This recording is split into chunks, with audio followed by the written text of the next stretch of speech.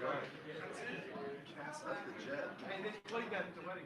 Oh, that's a That's a great song. Which song? Whatever you like. Yep, that's where we're at. That's probably like 15 years ago. Mic check 1 2. Check. Check 1 2. That's pretty cool when those bands play. Good, Steve. Mic check. Oh, no, still waiting. All right, mic check 1 2. Yep. Check check. Mic check. How's it going, Nathan? Good. Excellent.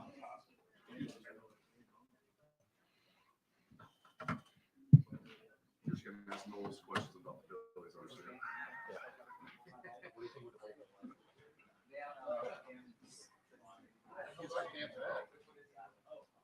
I find myself rooting for him, probably because of Castellanos. I like Harper too. That's a fun team. They're a very good team. Yeah.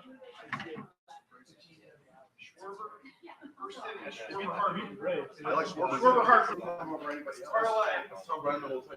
Middletown, Ohio, baby. How you doing? I was going to say, the dream, aren't you? Yeah, solid Sunday. Oh, yeah. That's good. Back to even. Back to lure everybody to sleep. Oh, Bengals are going to suck again. What do you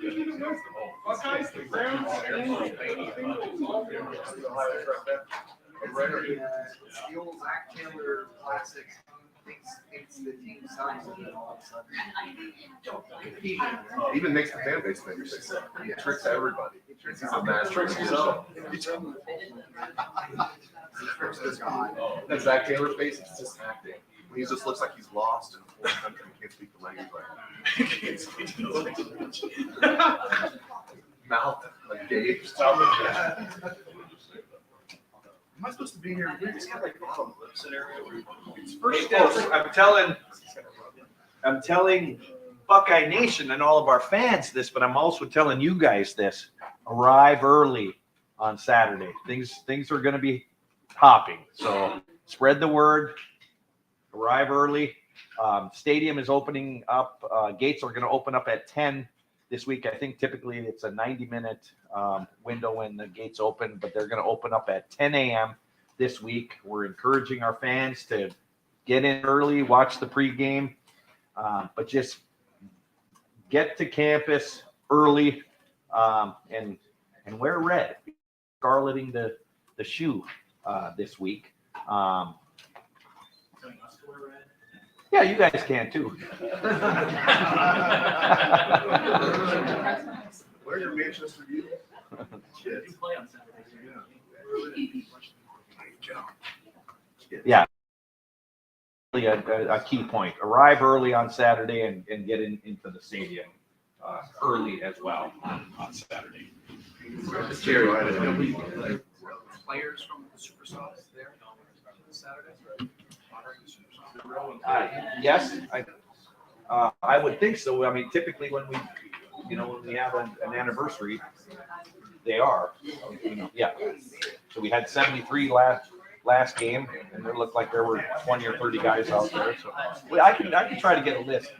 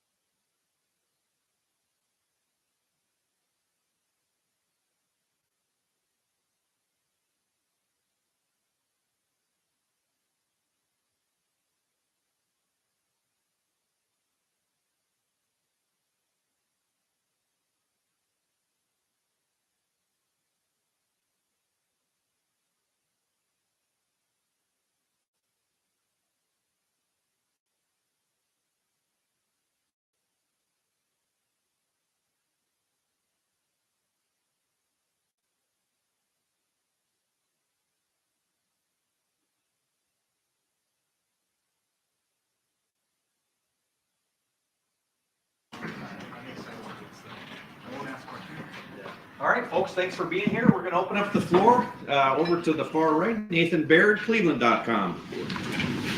Brian, it's not, I guess, necessarily that Kyle has had protection issues like chronically, but there were a couple of instances last week with the fumble and the grounding call. And there's been a couple other plays like that. I guess just how are you counseling him right now through those situations as I guess he continues to grow in the way that he anticipates those pressure situations in that set?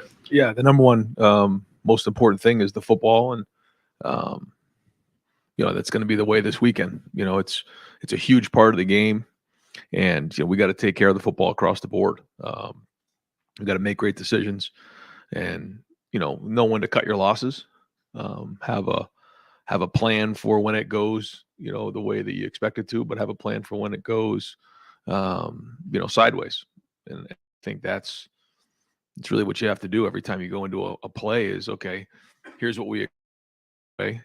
I might have to be in a management situation, which is let's not make bad plays any worse. And that's all part of playing the position. Obviously would have been part of the planning and everything last year for a game like this. When you're seeing a team like this for the second time, are you building off of concepts and stuff that he would have already maybe been familiar with going into a week like this? We play so many games and there's so many, just different practices. But I think the good thing is, again, for somebody who's been in the system for a couple of years, they've been through preparation before, they've been through, game planning situations. They've seen the games live. I think a lot of our guys understand what this game is going to be, the intensity. But yeah, now that, the coordinators have been there for a couple of years, there's a little bit of a familiarity there, but they change year in and year out. Their personnel changes, it changes in the game. So, but it is good to have some guys that aren't doing it for the first time. Spencer Ulbrich, Letterman Road. Ryan, you guys look like you got a little bit more creative in the way that you guys use motion and things on Saturday. Is that part of the progression with Kyle and just giving him more and giving this offense a little more with each week? Yeah, I think every week we want to keep adding more and growing. There's give and take to everything that you do. You want to give the guys a clean plan. You want them, when you said, the pictures change. It changes for the guys up front. It changes for the quarterback. There's always give and take, but then it also changes the picture for the defense as well. So, every week we'll try to add more and more different wrinkles, keep adding to what we think can stress out defenses. He's your fourth new starter since you got to Ohio State. Is this like on progression with where the other guys were with giving them more? Is it like game 6, game 7 when you start to give them more, or is that different for the quarterback? That's probably about right. Yeah, I think that it's similar maybe than some of the other guys. I think that he's probably right on pace. Jeremy Birmingham, Rivals, the podcast. Right, looking back at Saturday, Purdue did a really nice job pressure. Wise blitzed a lot. You saw Kyle sort of throwing off the back foot a lot, maybe not getting the arm strength that you expect to see. Is that coachable? Is that just a kid reacting to the pressure? Or is it a mechanical breakdown somewhere else? I think there was a little bit of both going on. I think they brought, one more. You saw some zero pressure, and anytime that happens, we'll certainly see some of that this week, where they bring one more than you can block. And when that happens, sometimes you do have to drift away from the extra defender to buy yourself enough time for the receivers to get open. And in that moment, you may take the ball a little bit off the ball to allow the receiver to react. But there were other times where that wasn't the case, where, like you said, there was either a breakdown in protection, which,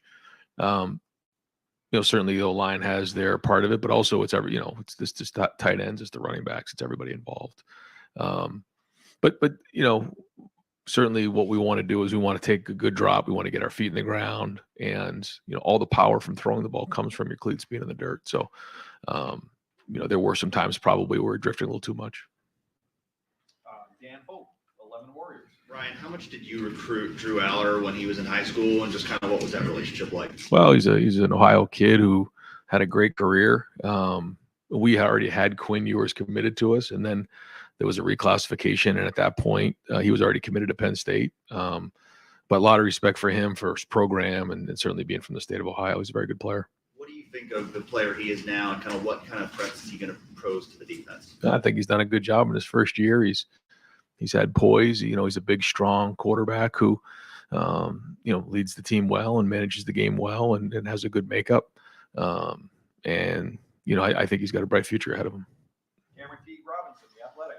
Ryan, that touchdown Kyle threw to Cade, where he just kind of ripped it in that tight window there.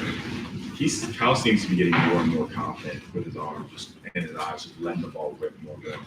How have you seen that growth over these first 6 weeks? Yeah, I think every week it improves, it gets better. There's certain things that you see for the first time every time you're out there. I think the one thing that's unique about our opponents this year is that almost every defense has been significantly different week in and week out. You saw something last week that we hadn't really prepared for in the last couple of years with very different defense. Notre Dame was different. Maryland was very different. Each week, the fronts are different, the coverages are different. So it's great learning for all of our guys to be able to identify what they're up against, learn from it, and then grow. Back like that, who's gaining that confidence and he's trusting his arm and his eyes more. What's that conversation like with him as you try to add more to his play? Yeah, I think you're trying to build the confidence up, and you're trying to challenge everybody, but certainly Kyle to grow in certain areas, and he's responded well to that. I think he's responded well to the challenges. I mean, this challenge that we have this week is going to be a big one. This is a very good team, very good defense, certainly well documented that they're the best defense in the country statistically.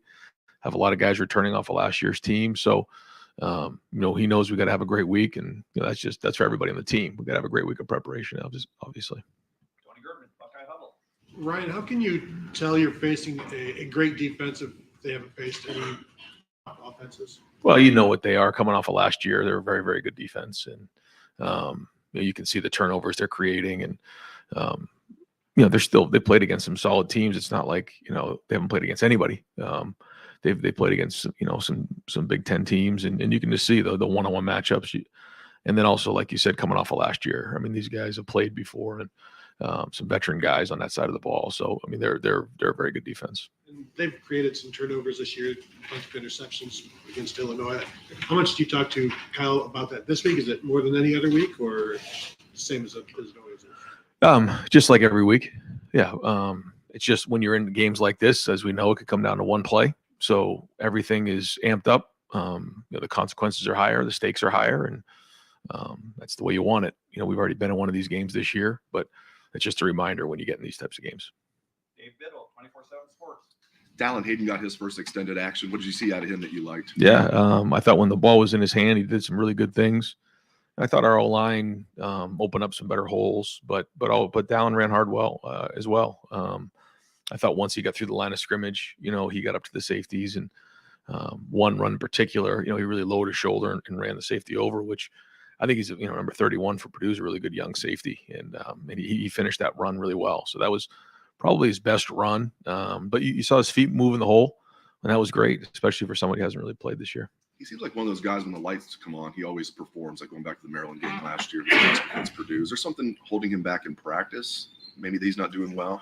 No, I think again that the best thing that Dallin does is when the ball's in his hand, and he does a nice job with that. I mean, there's certainly more to it than that, but we're happy with how he played on Saturday. Right, Dom Tiberi, WBNS. Coach, I don't know what you can get into. How healthy are you guys? Any word on Trey, Mayan, Mecca? Yeah, I'm not going to get into all those guys, but hopeful that we'll have all those guys back for Saturday. The other thing, you know what it's like playing over there, noon kick here. Just what's your message to the fans coming this week? Yeah, well, I think the first thing is, I know I talked to Gene about this, and one of the biggest things that he mentioned to me was getting everybody, in the stadium early. We want to do that. We've done that in the past, just to set the tone. But this is one of those games that, we've got to really create a hostile environment for Penn State, in particular their offense. When we're really loud in the stadium, anytime that their offense has the ball, it makes it very difficult to operate. The communication, the snap count, all of those things. And so the louder we can be. It doesn't matter whether it's third down, red zone, short yardage. You know, if they're operating and they're on the field, the louder we can be, the more hostile that we can be. Advantage Buckeyes. So yeah, that's really one of the things this week that I'll be talking about, because you know this is a big game, but we got them here in the shoe, and let's make it, you know, as loud as we possibly can. Clay Hall, WSYX.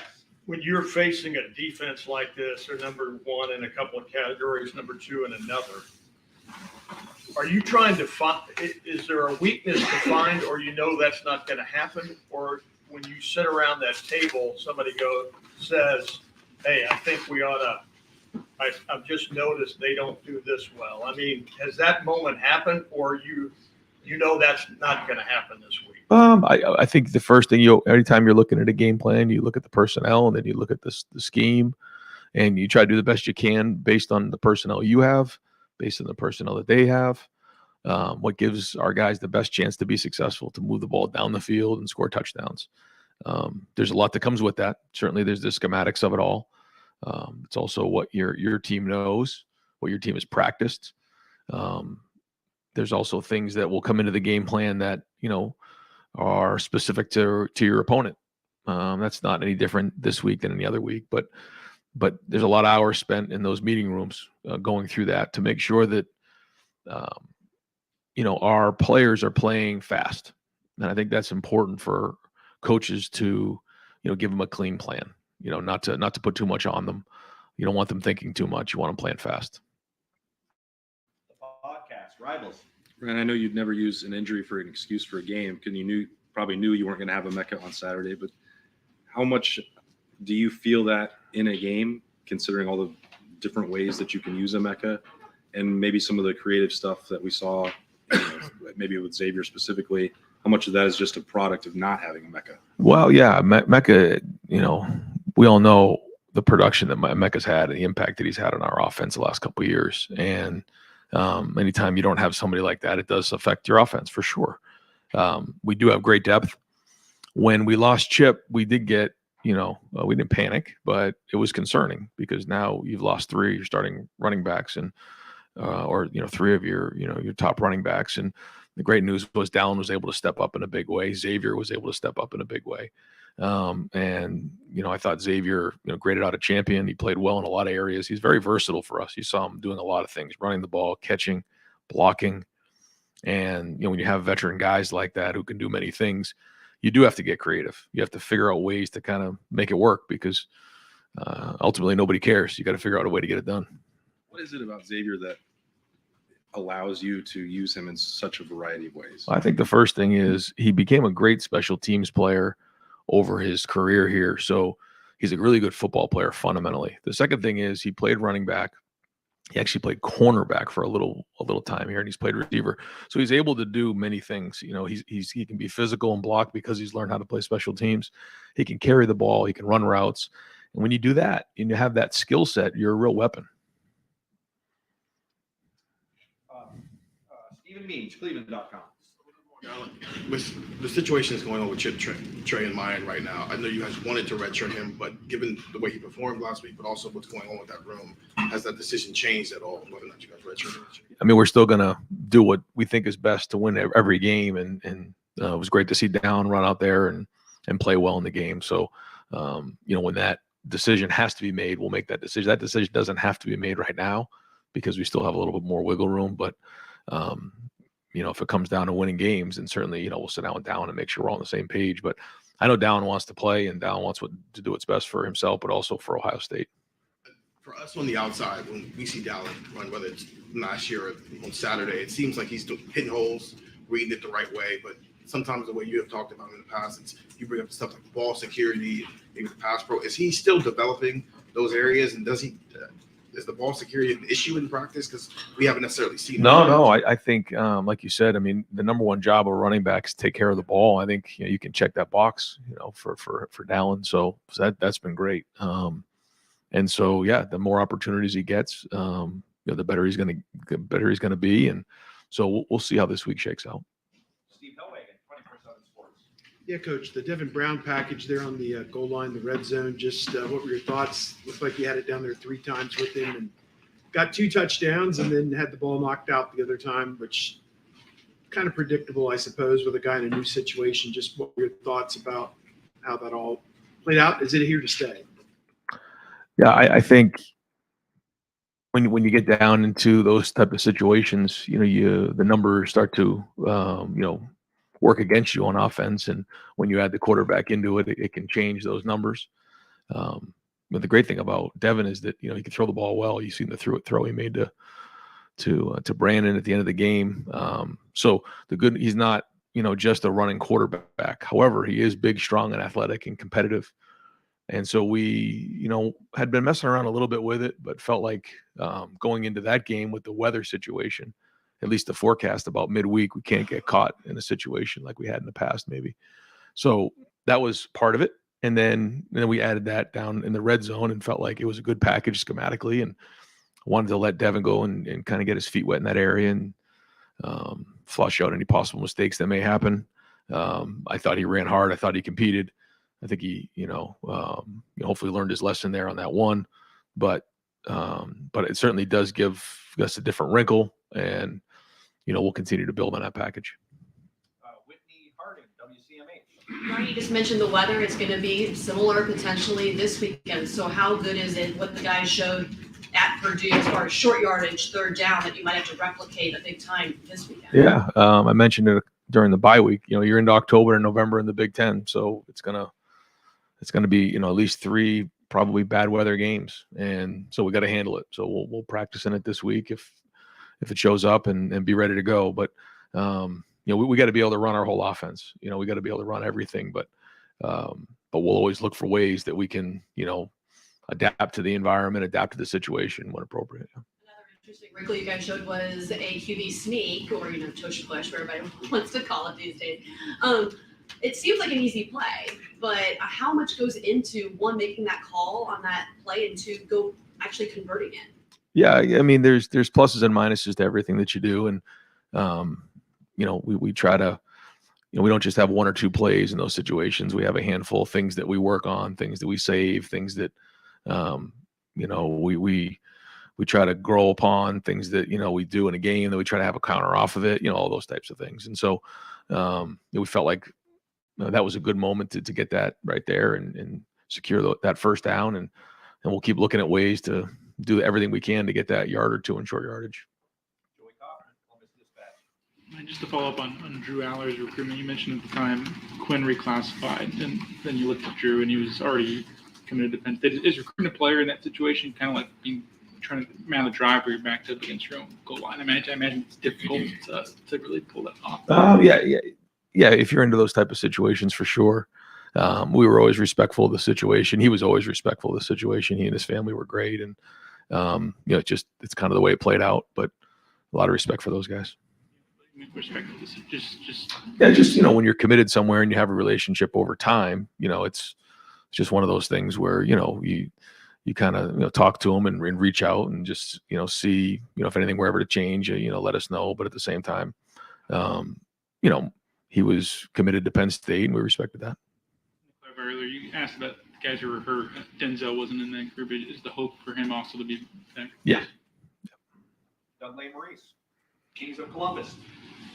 Ryan, it seems like Penn State had, 3, 4, 5 guys who can really get after the passer. Yeah. What do you think of them, and what do you think of the way your offensive line has protected Kyle so far this year? Well, I think there's always plays that we can improve on, but this will be, the biggest challenge to date. They're, very twitchy, very quick. They get after the quarterback at a high level. Both ends. Our NFL players for sure. They've been very productive, disruptive, and so our tackles in particular are going to have to do a great job. They are creative about where they align guys and everything. So it's going to be everybody. They do a lot of moving and do a lot of blitzing. So we're going to be on our game. But it's been like that against Penn State for a long time. And I think Penn State's second in the nation in time of possession. They haven't been very explosive offensively, but they grind it out. Numbers of plays for you guys and number of possessions has been something that's come up this year.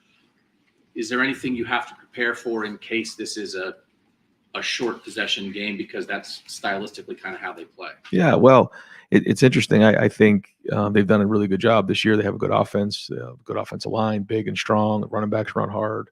But some of those games that they've been in with, with all the turnovers, I think, and maybe the Iowa game, there was 90 to plays to like in the mid 30s, which I've never heard that before. And so they've done an unbelievable job of creating turnovers and, giving their offense the ball. And then, like you said, they've kind of held on to the ball and played complementary football there. So, yeah, we got to look into all those things. Certainly taking care of the football is going to be of utmost importance here. But no, they've done a nice job of that. So, we'll have to have contingency plans in place for that. Brendan Gulick, Buckeyes Now on Sports Illustrated. Coach, actually kind of building off Doug's question, Penn State's almost dead last in the country in number of plays that have gone for 20 or more yards. They just haven't had a lot of plays. I'm curious how hard it is to prepare for things that maybe you haven't seen on film. Like you think you know what a team is capable of because you see their talent, but how hard is it to prepare for something that you haven't actually seen? Yeah, I guess that's a question that comes up at the beginning of every season, but when you're this far into the year, typically that's not something that gets talked about a whole lot. But to your point, they've done a lot of, they've had a lot of plays in plus territory and, certainly in the red zone. I think maybe they lead the country in most plays in the red zone. So, you may not see as many of those types of plays, but certainly, they have them. And then, look, you're 6 games into the season. You've got enough of a body of work for your own resume here to look at. How pleased are you with the way your team is progressing from where you were at the beginning of camp to the beginning of the year to where you are now? Well, it's, every week you come up for air and figure out where you want to get better, where you need to get better. And then, you kind of, identify the things that you need to continue to enhance, but then other things that you need to improve on. And, you go into the game and that, like I said, that's the test. Well, we got a big test on Saturday. So it's hard for me to say right now because this is just such a big game and our focus is all in this game. So, again, better idea after Saturday. Rob Muller, Columbus Dispatch.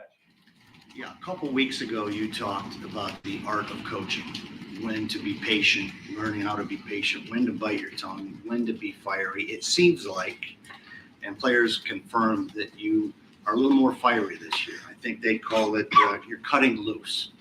The question is this something, you have the pulse of your team better than anybody. Is this something that's intentional that you're doing? Is this just a progression of being comfortable in your skin?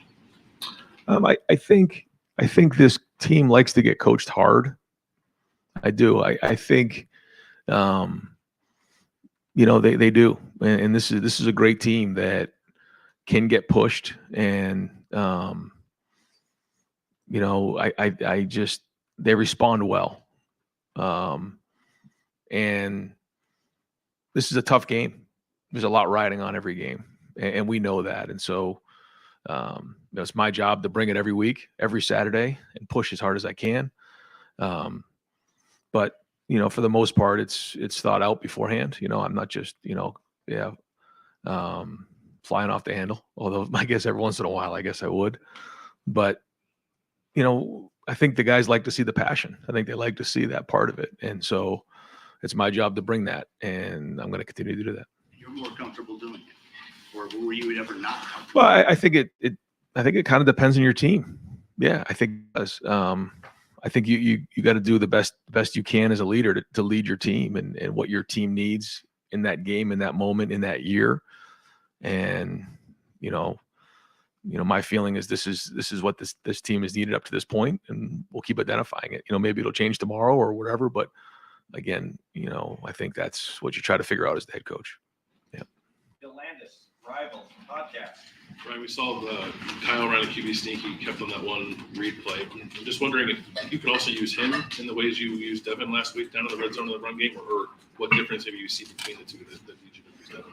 Yeah, no, it was good. It was good to see him get that pull. You can see he's capable, and then the next play gets the sneak, like you said. So, if we can add that part to the game, that certainly helps us a lot. And so we're going to keep challenging Kyle as well to do that. You guys seem to have a maybe the most balance I've seen between like gap scheme and zone schemes in that game against Purdue.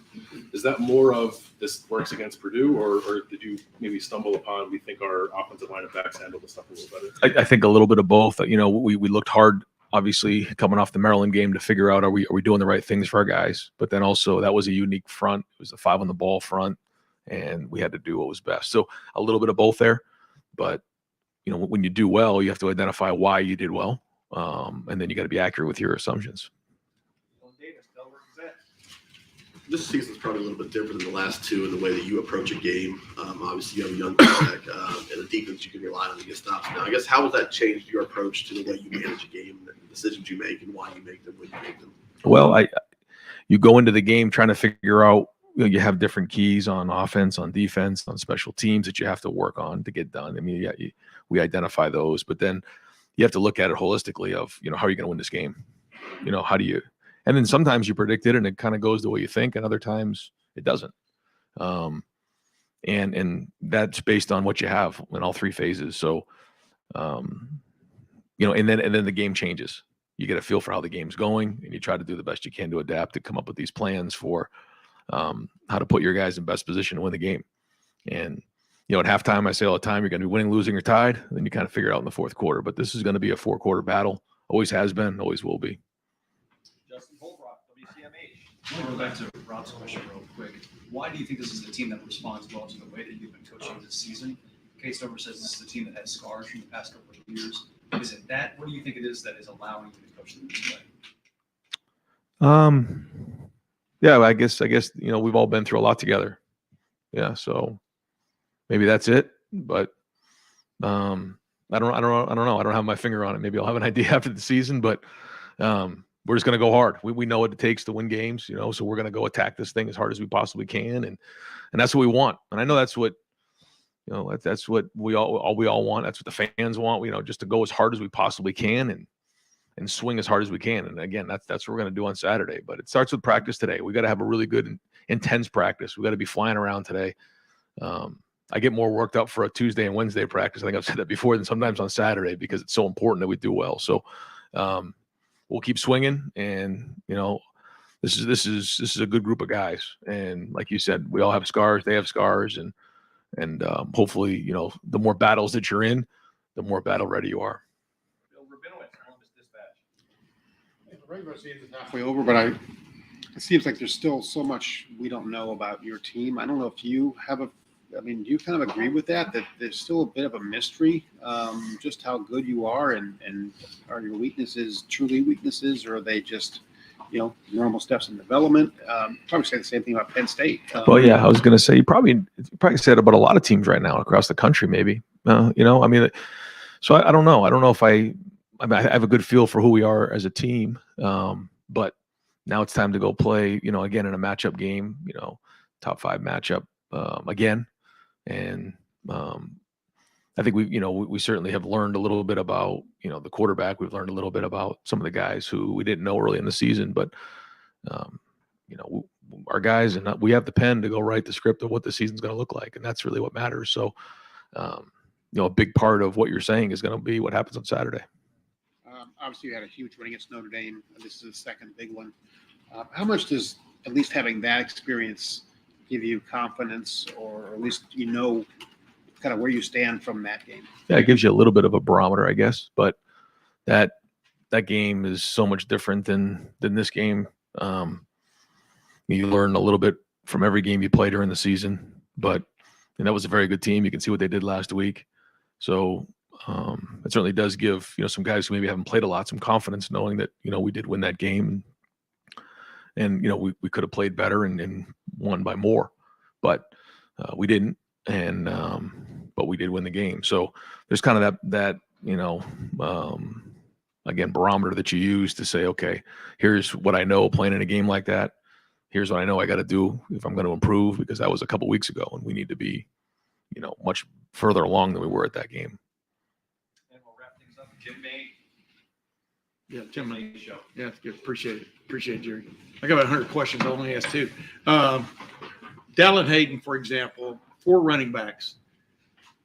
You know, you looked up last week, and he was your guy. You know, my point is going into a practice like this week where the other three guys were iffy for some reason or another last week. How do you apportion those reps in practice, knowing Dallon's ready to go? I know you won't give me all the secrets. And then number two, do you focus more on what his shortcomings are, which look to be, for want of another term, pass pro? He could be a little bit better in that. How do you kind of like manage that in a week like this of this importance? I think you take a look at how the week goes. I think, like you said, you spread some of the reps around, and then you come up for air at the end of the week and figure out where guys are at, how they looked in practice, and does he get more reps this week because of that? You think? I think the guys who are out will still get just as many reps as well. I think you'll try to spread those around, and Tony always does a great job of that, which is why I think Dallin was ready to play in the game the way he did, because we do spread those reps around. And I know it's a question every preseason of how are you going to spread those reps around, and I always say, well, it's a long season, and so that's kind of what happened there. But Dallin has been getting reps in practice, and so I think that's give Tony credit for that, getting him ready. To show up on Saturday, right? I think so. Yeah. And the other thing with Devin Braden, you don't remember this, but I asked you about this like a long time ago, 5 or 6 years ago. When you put something in, you say it's very important. You touched on this a minute ago, to not just have that one play, but to have tangents off of that one play and stuff. And with Devin Brown, does it give you more confidence now? Obviously he learned from fumbling at the goal line. Does it give you more confidence now to go to that? Much like Urban did with Tim Tebow, way back when, 2006. Yeah. No, I mean, that's why we did it, to see what it looks like, put it on the field. It's like one of those things, you just got to do it. And we did it. And, we already worked through one of the issues, and hopefully we're growing from that. But like you said, then you build on it, because it is different. It does give you a little bit of a different change of pace. And so, yeah, I mean, I liked the look in his eye. I liked his competitiveness. He's got to learn from that mistake. But other than that part of it, I thought he handled the situation well.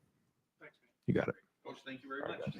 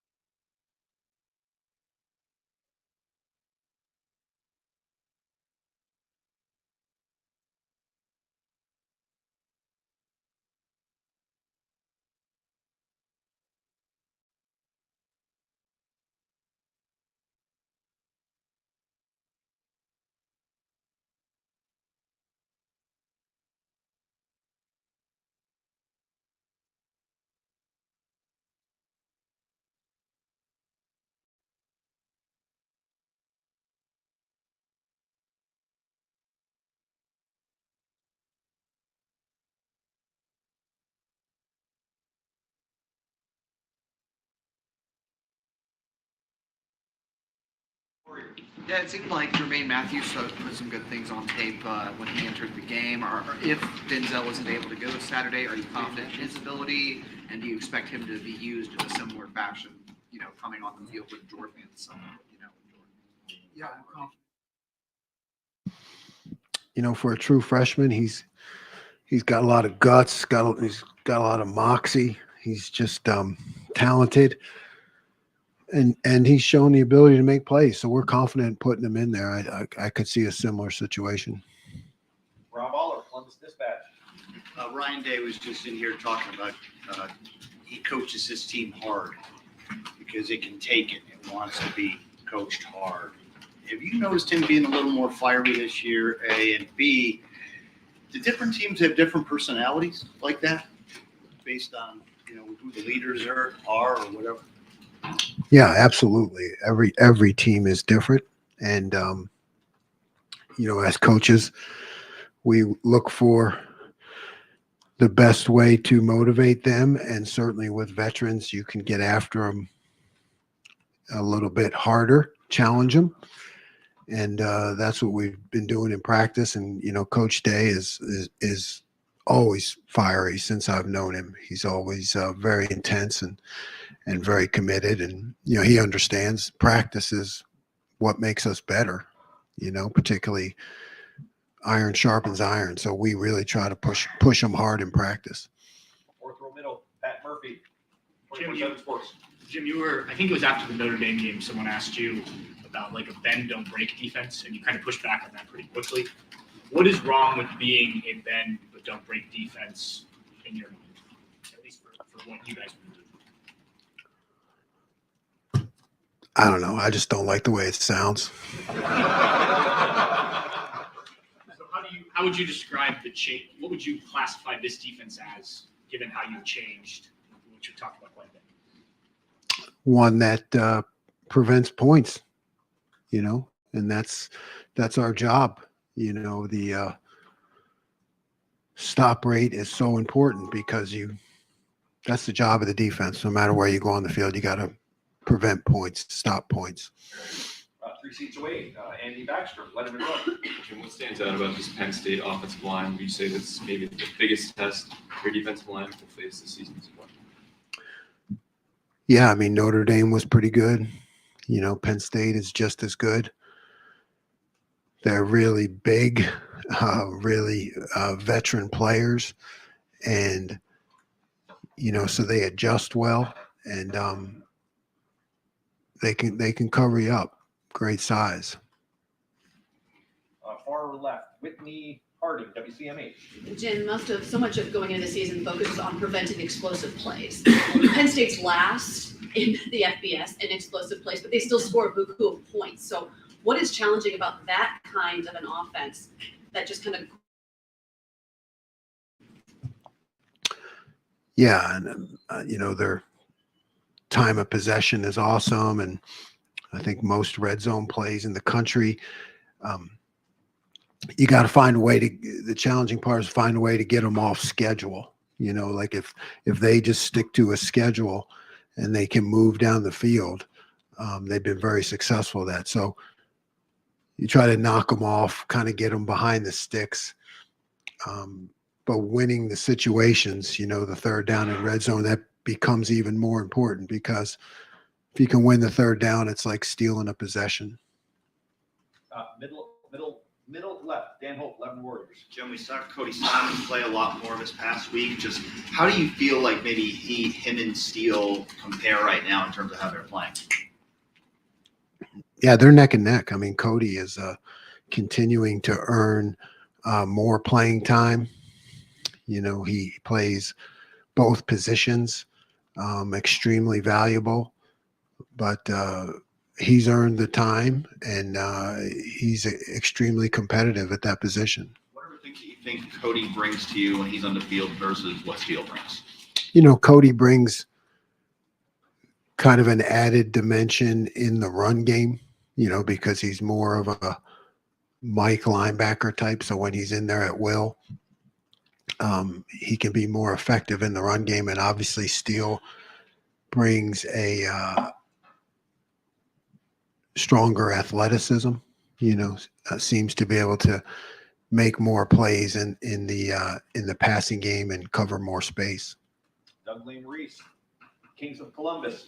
Jim, you guys at times right against a heavy package team or a run team will play three linebackers together. Could that be a possibility this week? Or the way you've talked about Sonny as he's almost like a Sam linebacker, would that just be like, no, we'll put Sonny down in the box and let him do that? Yeah, we'll have both, but Sonny certainly gives us that flexibility to not have to, like, we don't have to substitute because he can do both, but we'll always have both. And when you have somebody like Drew Aller, he hasn't thrown a pick yet in his career. How do you sort of game plan maybe for a quarterback who takes care of the ball, but maybe, I don't know, isn't going to take a lot of chances, just any kind of quarterback who's sort of playing that stylistically? Yeah, you've got to challenge receivers, in the intermediate area. He's really good at those passes, and you have to be able to put some pressure on him and kind of, present different looks to him just to kind of get him thinking. We got to push our rush and really defend that intermediate zone. Far right, Nathan Baird, Cleveland.com. I think coming into the season, people would have spoken a lot of respect about Singleton and Allen, their running backs. Statistically, it hasn't been that impressive from Penn State. I guess just what are you seeing from them as far as what this rushing attack is this season? Yeah, I don't look at the statistics, but I look at the video, and it's impressive. They're hard running, a good 1-2 tandem. They hit the hole, and then they have the ability to bounce. They bounce plays a lot. So the film shows that they're really good, and they'll be a force to contend with. You first get an indication that Jermaine Matthews might be, and I know he wasn't starting, but that he might be able to be a big contributor this season. Yeah, really from the first day he arrived on campus. He's one of those guys that has a lot of energy. Like I said, he's got moxie, I call it. From day one, he was willing to step in there and compete, against some of the best receivers in the country. So when you see a young guy do that, you think he's got a chance. Front row right here, Austin Ward, Rivals, the podcast. Jim's, I don't know, a little bit of a mild surprise to see Caden McDonald out there making plays late. Maybe not a surprise to you, just me. Is he pushing in to expand some of the depth at tackle? What have you guys seen that he earned that opportunity? Yeah, he has. Our offensive coaches tell us kind of what's going on scout team, and he gives them fits down there. So he's a guy that we wanted to look at if we have the chance, and he seems to be a real force inside. And he plays with a high motor, just a really positive kid. So. Yeah, I think he's got a chance to push into the lineup. Jeremy Birmingham, the podcast, Rivals. Jim, it's sort of unusual sometimes to see a player do things that, like JT Tuimoloau used a spin move, I think, this year like 4 times, and every time he does it, it seems like it causes chaos for the quarterback and the offensive line. How much freedom does he have to experiment and do different things, or is it just a matter of in that moment he feels he's going to do that, or is he actively encouraged to not do that? No, we like to let JT play because he's the guy who's going to come up. You've seen him come up with the big plays and the big moments. But there are calls that are different. There are defined rushes and things, and there are other calls where he knows that he can cut it loose, do whatever he wants. Cameron T. Robinson, The Athletic. Jim, kind of going back on Cody and Steele. Coming into this year, you mentioned you wanted to rotate more at linebacker. Is this kind of the snap share that you thought you'd have, or did Cody step up into taking into forcing your hand a little bit? Yeah, no, this is what I hoped for, and Cody's earned it. So I guess the answer would be both. I mean, I hope to get this, and he's really earned it with what he's done in practice and when he's got his chances in the game. Was it something early in the year that you wanted to see more from Cody before you gave him this role? Yeah, I what happens in practice is the ones get most of the reps. So, we had to keep looking at our own rotation, I guess you would say, to make sure that he got more and more opportunities, in practice. And, he earned it. Joey Kaufman, Columbus Dispatch. Jim, what did you see from Jack Sawyer Saturday for him to get his first sacks of the year? Jack's always been there, man. He's been close. He's we've faced a lot of quarterbacks that are getting the ball out of their hands quickly, which is good for our defense, but doesn't produce the high sack numbers. So he's been real close. It's just one of those things you knew was going to happen. Bill Rabinowitz, Columbus Dispatch. Another on JT. We all remember what he did against Penn State. That nobody's going to expect anyone to do that again. But what have you seen? I expect him to do it. What have you seen from him this year in terms of, is he a better player now this year? What have you seen in terms of his growth? Yeah, increased football intelligence. I mean, JT is a awesome player in his own right, just kind of doing his thing. But I see a guy who continues to understand more about the defense and his role in the defense, and where the ball is going to come out based on the call, all those things. He just has a greater understanding. And we know Tyler's, the things that with him have been consistency and the health. He's showing that this year. Is there anything that's happened kind of behind the scenes that you've seen that has allowed him to become really a dominating player? No, I mean, Tyleek is just no. It just simply boils down to reps with him. The more reps he gets, the better he gets. So it's just really that staying healthy, like you said. The more practice time he gets, and the more chances he gets better. Stephen Means, Nathan, Cleveland.com. Just when Denzel left the game, I think the immediate decision was to put Jermaine out there on that field side, on the boundary side, excuse me. But then there were times when Jason Knowles was on that side, George was on that side. Just, I don't even know how much of this you would want to get into, but in your scheme, what are the expectations for a guy playing field versus boundary corner? More isolation to the boundary, more press to the boundary, more help to the field with the big space and the time and distance kind of factor. So just things happen a lot faster into the boundary. What about Jermaine and Davison's skill sets make them fit at that boundary spot? Davison is long, he's aggressive against the run, what you see a lot, what you get, he's got to participate more in that into the boundary. And Jermaine is just he got moxie, you know what I mean? Yes, said it like 3 times. He's just a guy you can is going to compete, in those one-on-one situations. So he's a guy you can put pressure on. You need that moxie dog mentality to play that position. Yes. Steve Helwig, 24/7 Sports. Yeah, Coach, I want to ask you, Purdue had 8 plays on their first possession, missed a field goal. Then the next 3 possessions in a row, you got 3 and out, and had a batted pass sack in there to kind of force the punt. It just felt, watching it, that Purdue, both offense and defense, got demoralized as that half went on and just were nowhere near as effective after that. How important was that to make those kind of negative plays and the value of just getting 3 and out and get the ball back, field position, all of it for your team? Yeah, it's everything, really. I mean, to be able to deliver the ball back to the offense, that's our job, as quickly as possible without points. So, and I think there's a lot of momentum. I try to, there's, like you said, there's a lot of momentum, for the team, fans, whatever, guys on the sideline. When the defense is producing like that, everybody feels better.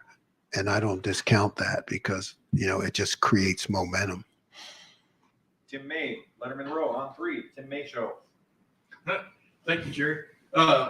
You like to use the word moxie. Does Tyleek Williams have moxie? I mean, what sets him apart right now of what he's actually physically doing on the field? Because it seems like every week seems to be even more of a factor.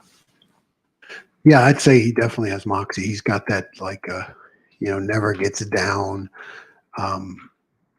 really positive attitude, and combined with athleticism. I mean, that's the biggest thing I'd say about Tyler. It's athleticism. Like he strong at the point of attack, yes, but I'd say his real strength is being able to get off of blocks. Yeah, step around, move around, stunt, use his hands. I mean, that's his real strength. And one other thing, these guys, the best defense I think they've gone against, maybe you might disagree, was Iowa this year. They threw the ball 43 times in that game. I mean, they're capable of lining up and just dinking and dunking, right? I mean, how do you prep for a team like that that's known kind of with those running backs, and yet Aller and like Whitney was asking earlier, they haven't really cut him loose yet. I'm talking about throwing the ball deep.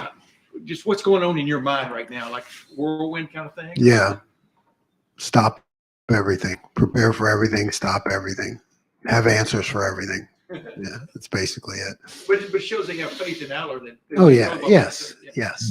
He's talented. He makes good decisions.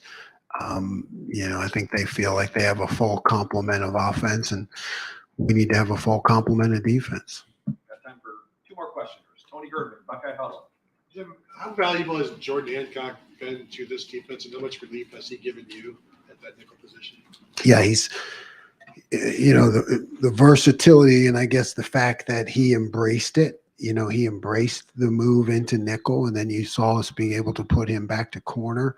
So that's not as easy as it looks. And nickel position involves different matchups, different routes, different fits in the coverage. So really, it started with his willingness. He just wanted to learn and embraced it, and yeah, it's given us a lot of confidence, I guess, to be able to move him back and forth. And then is there a little part of you that is upset that Jermaine Matthews is not from Philly?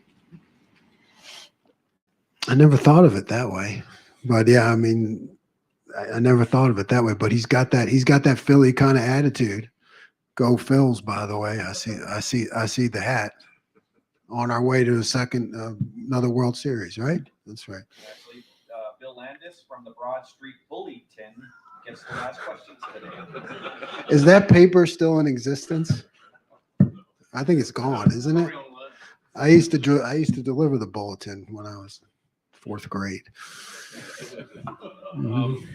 The rate at which Tyleek is batting down passes at the line, is that just him like being an athlete, or are you calling things to like try to keep him in some of those? I wish I was calling. Yeah. Hey, call that bat down pass play. No. That is strictly Tyleek being an athlete. I think he had like 3 last game. It's amazing, and what an effective factor for the defense. I think one time we busted a coverage. There was a guy standing wide open for the first down, and he batted it down. So that's invaluable. And just thinking about Jordan Hancock and Sonny Styles, I know you talked about one of the streamlined things with Sonny. Is there any part of you that is hopeful that maybe you can get to the point where those two can play together, or is that not something you want to like overload Sonny with?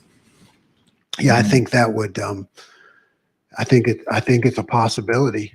But yeah, I just go back to you have to pick and choose your moments because they're both making really good progress. So it's always that balance of how much to overload them with and how much just to let them play. Coach, thank you very much. Thank you.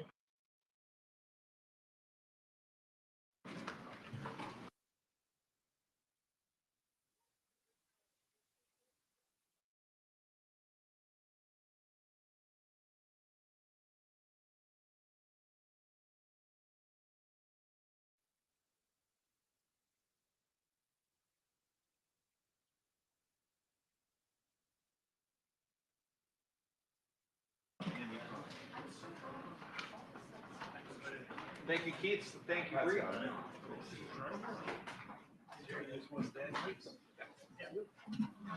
All right, guys, good to be with you. I'll make these comments brief here. We're a couple weeks into our preseason, as we talked about at Media Day last week.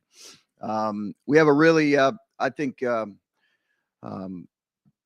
have a really exciting opportunity coming up here with playing Dayton in an exhibition game. As some of you may know, Anthony and his wife, Chris, they have a really powerful story, a really personal, powerful story around mental health that they have, I think, just here recently begun to really take some time to share. And I give them a ton of credit for the courage it's taken to share that personal story. Anthony called back in the summer and asked if we'd be willing to play an exhibition game to start the season to really raise money around mental health as it relates to teenagers and college age kids. And he said this will give myself, our family, and my wife, Chris, an opportunity to share our personal story. And we really jumped in with 2 feet because I think it's a great opportunity to raise money, to raise awareness, to also hopefully give Anthony and his family some healing in the midst of this. So I'll let him or you kind of learn more about their personal story. Dayton's obviously a good team. There's history here, recent history, as recent as 2014 in the first round of the NCAA tournament. They're in Aaron's last game, I believe, in Buffalo. And then the last time I believe we played there was in 1988. So it's been a minute since we've traveled and played there. The game will be very much an exhibition game. We'll play different rotations, different lineups. In football vernacular, it'll be, it'll have a little bit of a spring game feel in terms of trying different things, giving different looks, playing different rotations as we continue to tinker and prepare for our first game against Oakland. So just a couple words on that. We're really excited about this group. They've been working extremely hard. I cannot wait to get them on the court here on Sunday, but in particular to start the season against Oakland. So it's a really exciting time for us right now as we get moving forward. All right, I'll take some questions.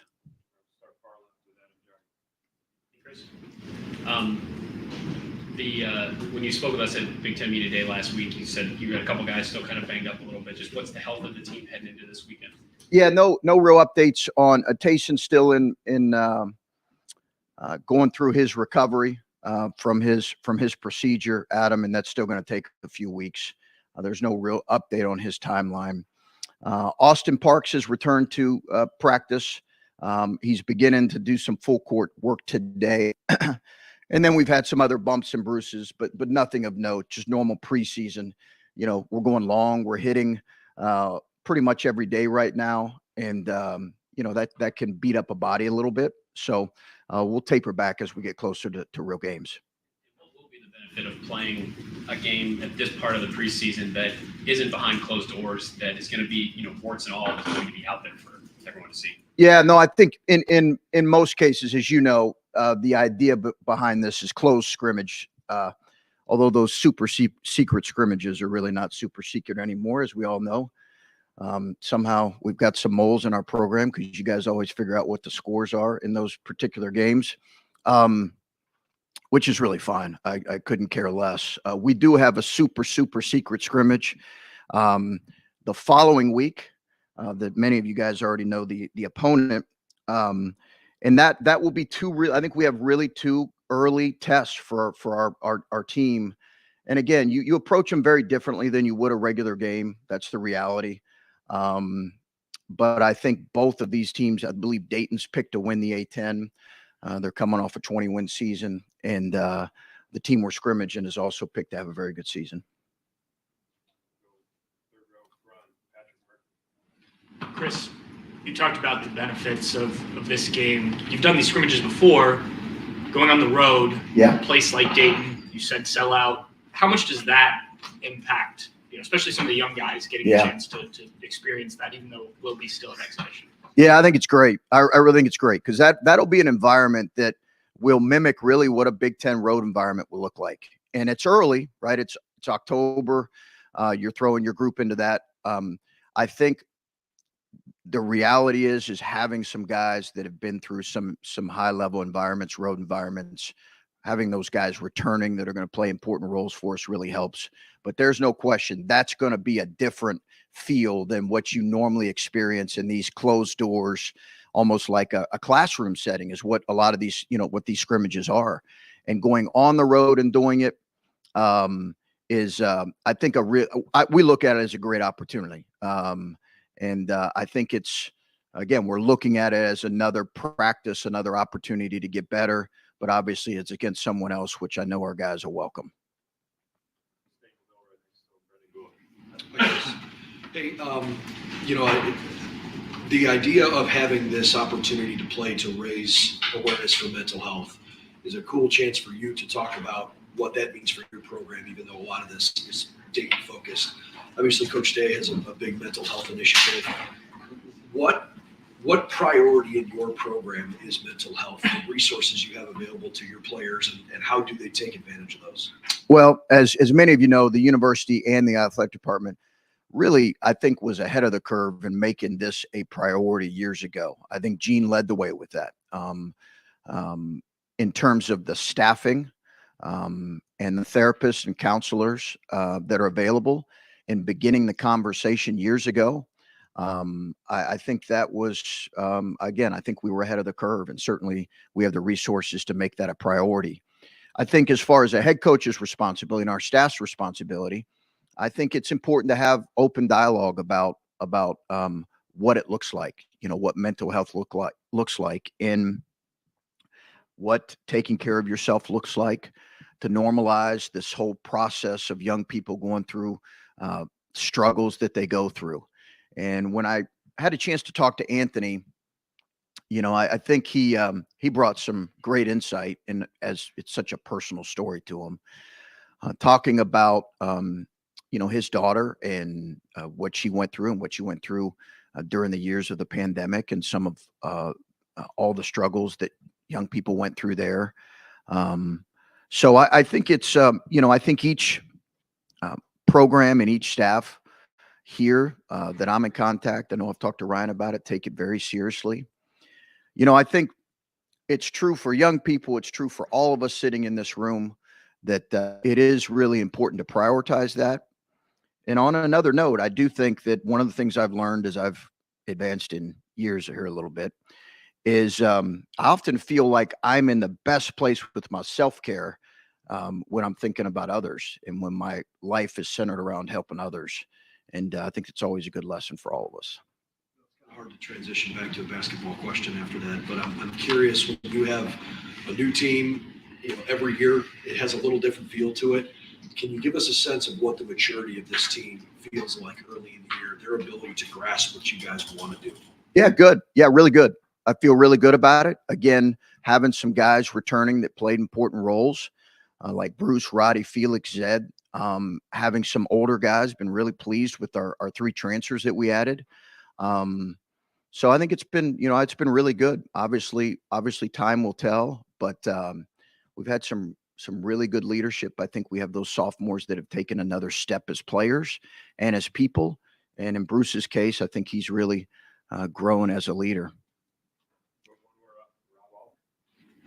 Chris, on the mental health part, you have to be amazed and delighted with how far this pendulum has swung from when you were a player, maybe even at Gardner.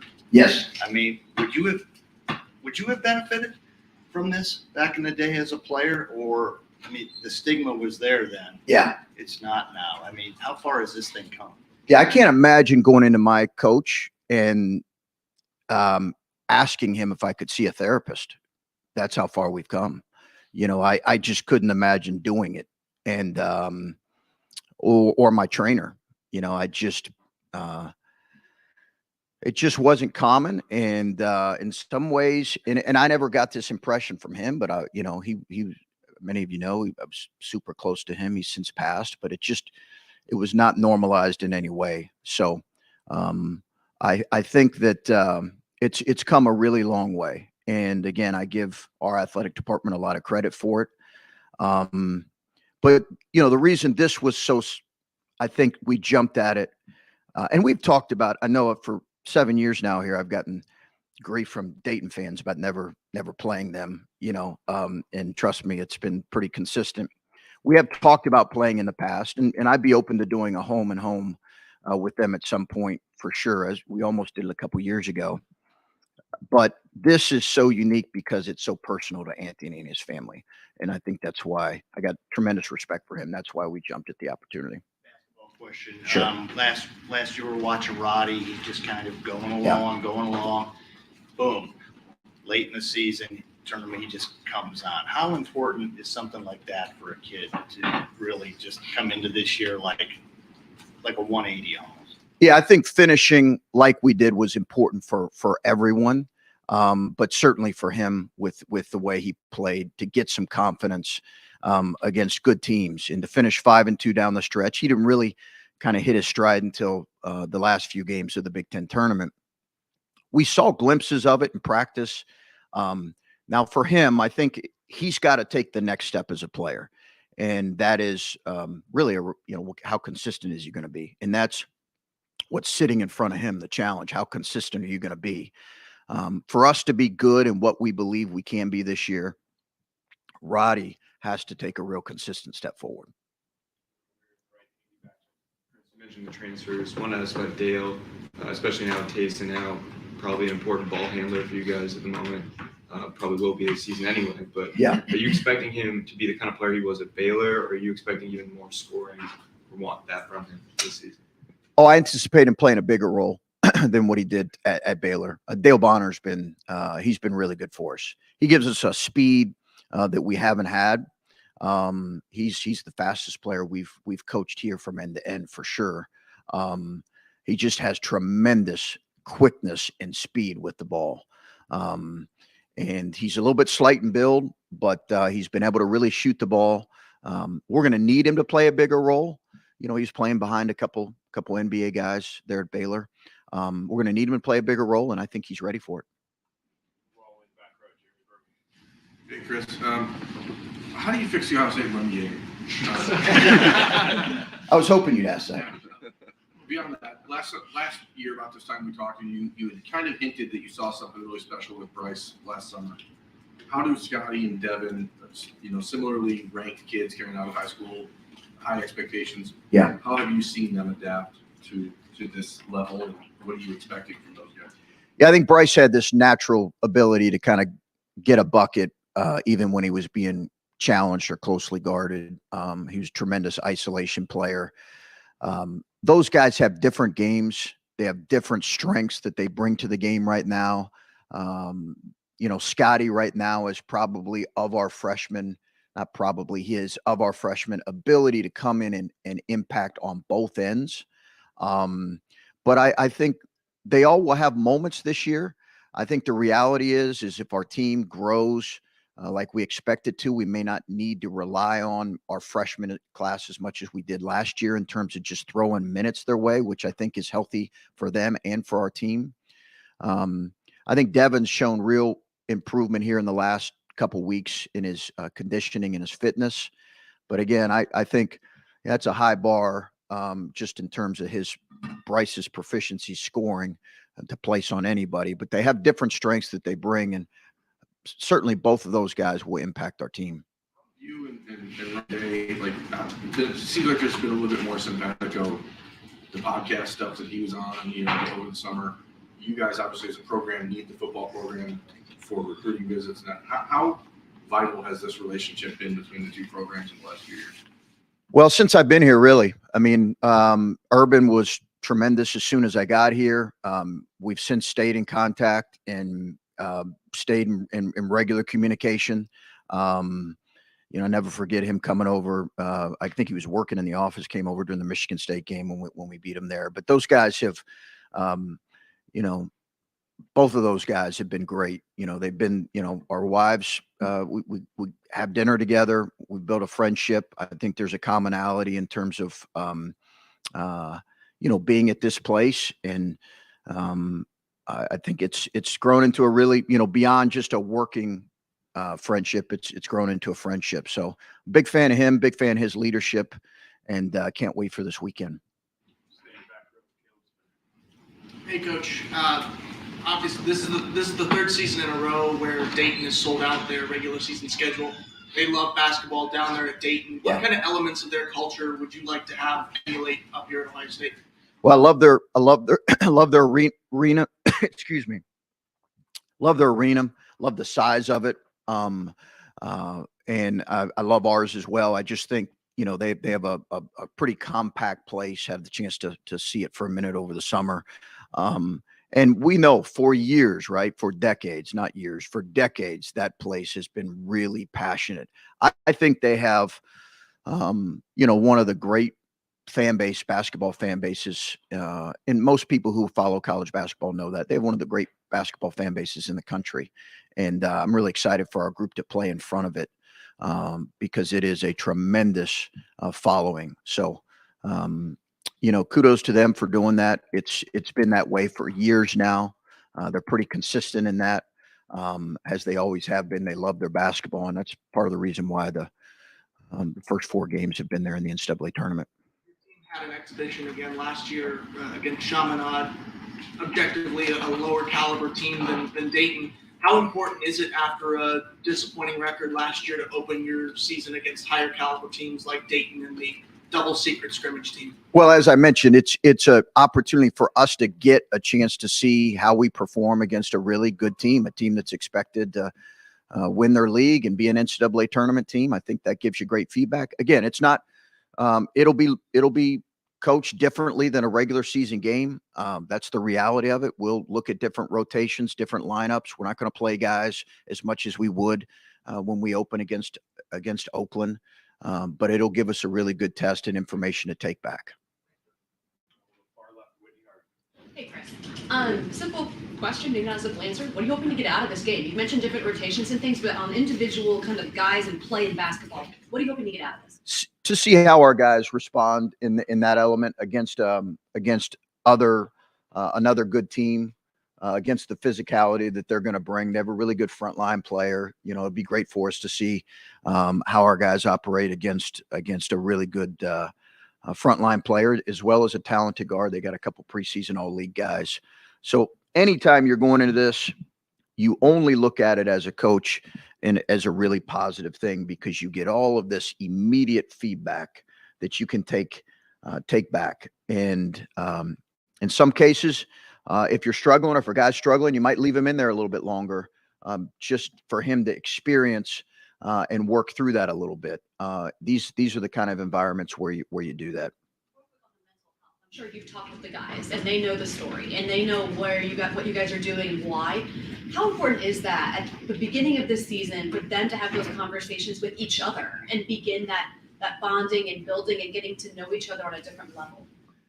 Well, I think that takes time, as you know, Whitney. That takes time for teams and for guys. We did a cool thing here a few weeks ago where we spent some time away from campus, away from their phones, which was really well received, as you might imagine.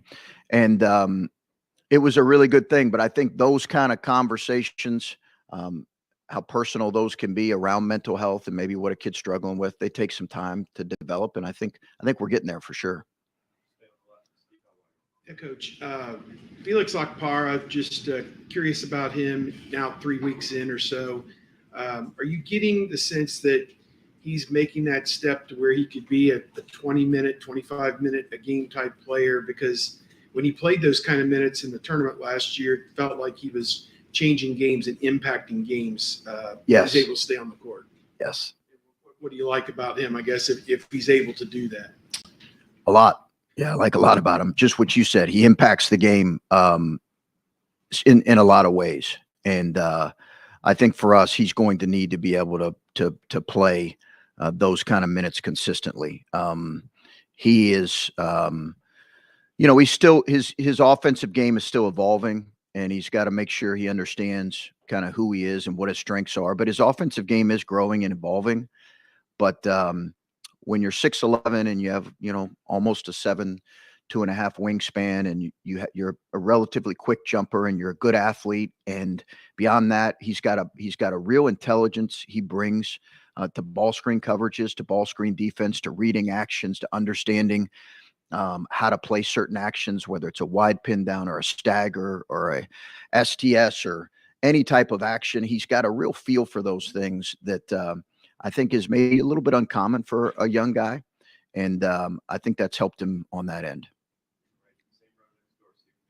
Just following up on Devin and Scotty, Bryce and Malachi kind of got thrown into the fire. It worked because, they're one of the NBA players. So is there a benefit to having guys in front of Scotty and Devin where they don't necessarily have to get thrown out there from day one and they're asked to do more? For sure. In both cases, benefit for our team and benefit for them. Because if you remember back to Malachi struggled up until January. He played like a typical freshman up until January. And he benefited when we beat Duke here when they were number 1 in the country. Everybody was focused on other guys, EJ Liddell, Kyle Young, Zed Key, and he was able to benefit and slowly come along and then really hit his stride. I think if you're going to have a good team, you have to be relying on your older returning guys at this level, and then hope that your freshmen gradually come along. And that was the case in Malachi. Bryce had some maybe bigger, earlier moments in terms of scoring. But I think in a perfect world, you have some guys that can kind of help bring them along. And at some point they hit their stride. And as we all know, Malachi, we turned things over to him late in games. The Indiana game here, when we beat him, we kind of turned things over to him. And that's when you started to see him come into his own. They don't have to do that, but if they had to, could they? Well, that remains to be seen. Yeah, I think it's too early to tell. And I think, again, that's a lot to put on them. I want them just to play to their strengths right now. I think that remains to be seen. But I mean, when you're looking at how this lineup can be constructed, there's a lot of different options you guys have, especially, in the front court. Just, I guess, how much experimenting, obviously there's going to be plenty of it against Dayton, but how much do you keep the starters out there and guys that are, you see as big time contributors for this season and kind of move them around as opposed to playing younger guys? Yeah, I think there'll be more mixing up than what there will be in the Oakland game in the start of the season. I think there'll be more changing of lineups. Who we start in this particular game may not be who we start in 2 weeks. Very well could change. That's not decided yet. We still have a number of practices. We have two exhibitions. So there'll be a lot of tweaking and moving around. A few minutes ago, I heard you talking about hitting. Is that what you said? Yeah. Or is that kind of because you're in the Woody? You're talking. Yeah, partly. Partly, that, Clay. You I always consider myself a football guy, so I was going to answer the running question. I don't know if you're putting on pads or, you see video over the years of guys whacking dudes. Clay, I was an assistant wide receiver coach to start my coaching career, by the way. Well, let's hear more. No, we should not hear more about that. We should definitely not hear more about that. It was a short stint. Okay, so hitting entails what? So when I say hitting, yeah, it's a good question. It's a fair question. I think right now, when we're saying hitting, it's a lot of scrimmaging. It's body on body contact. It's really a physical practice. So you have bumps and bruises, and we've got guys that are banged up in that area. I think I mentioned that when I was asking about the injuries. So we have guys that are banged up because they've got bumps and bruises because of the constant hitting that's going on right now. Yesterday we went for about 240. That's longer than what we're going to go in season. And a large part of that was hitting. But that's good prep, right? Sure. I mean, I think that's needed. Coaches vary on that. Some coaches might worry about injuries or just say, hey, it's October. Why are we hitting this much? It's a really wide variety of people in terms of philosophies on what they want to do this time of year in terms of length and the number of minutes they're hitting. All that stuff gets evaluated and talked about in the preseason, but we're doing a fair amount right now. no whistles allowed there, right? No out of bounds, no whistles. Chris, I asked Felix a couple weeks ago what a good number of minutes was for him. Sounds like you're on board with that. Is that what you're plotting out? Is logistically that possible? That he would play 20 minutes. With Zed and everything like that, are you confident that you can get that? We'll play the best players the most minutes. Appreciate the question. Yeah, that's what, those guys will battle it out. Best player will play the most minutes. Anything else? Yeah. You mentioned that the possibility of a Holtmann home against Dayton. Yeah. How likely is that to happen? What are the upsides? What are the downsides? Well, I think it's got real possibilities. As you guys know, I've not shied away from playing people in state by any stretch. We did a Cincinnati home and home, so we'll certainly consider doing it again with Dayton if it works out. As you guys know, I think it's not quite like football where schedules are out, maybe 5 years in advance, but it's a couple years in advance. But yeah, we would like to. My philosophy on home and homes is just we really want to play good tournament type teams in non-conference games. That's what we want. That's what we typically have scheduled, and they're certainly in that category for sure. All right, thanks, guys. The Buckeyes in the blacktop event, it's not going to be blacktop. It's in the shot on Thursday. The doors open at 5.